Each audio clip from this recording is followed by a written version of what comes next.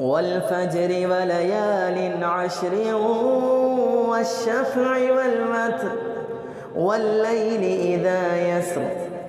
هل في ذلك قسم لذي حجر ألم تر كيف فعل ربك بعاد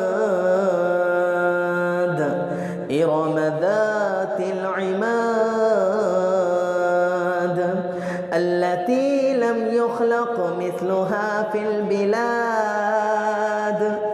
وثمود الذين جابوا الصخر بالواد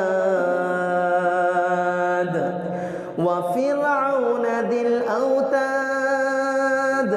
الذين طغوا في البلاد فأكثروا فيها الفساد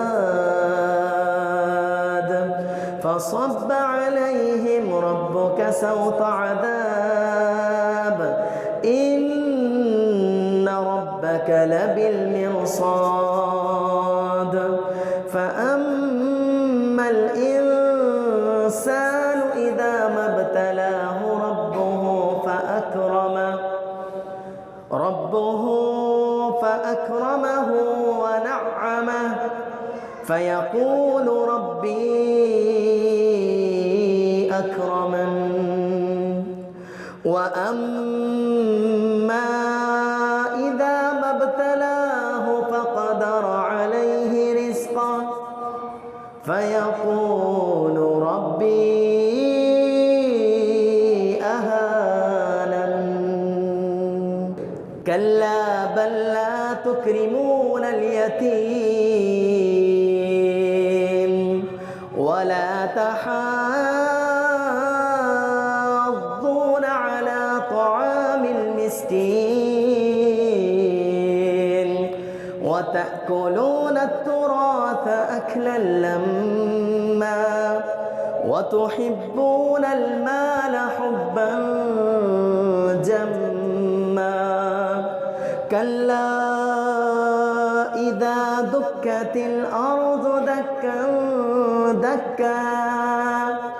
وجاء ربك والملك صفا صفا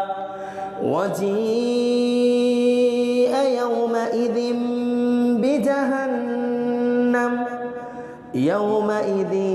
يتذكر الإنسان وأنى له الذكرى يقول يا ليتني قدمت لحياتي فيومئذ لا يعذب عذابه أحد ولا يوثق وثاقه أحد يا أيتها النفس المطمئنة ارجعي إلى ربك راضية مرضية فادخلي في عبادي وادخلي جنتي.